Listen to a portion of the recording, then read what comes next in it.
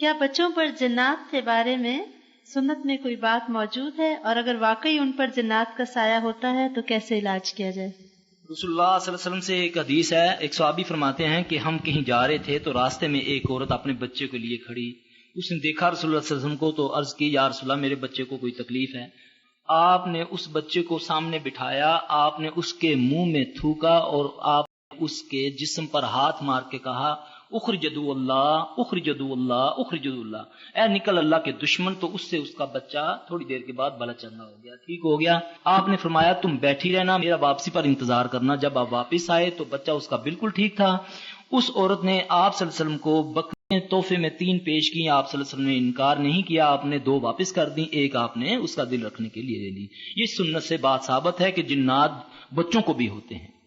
فلک ناس ایک ایسی صورت ہے بچوں کے لیے خاص کر کہ جو بچے ضد کرتے ہیں، جو بچے ڈر جاتے ہیں، مائیں ان کی یا باپ سر پر صبح شام ان کے ہاتھ رکھ کے فجر کے بعد اور مغرب کے بعد 7 بار اگر فلک ناس پڑھ دیں تو انشاءاللہ اس سے بچوں کو اللہ تعالیٰ شفا دے دیتے ہیں۔ اللہ نہ کرے کہ اگر اسیب کا شکار ہے تو پھر اس کو کسی معالج کے پاس لانا چاہیے۔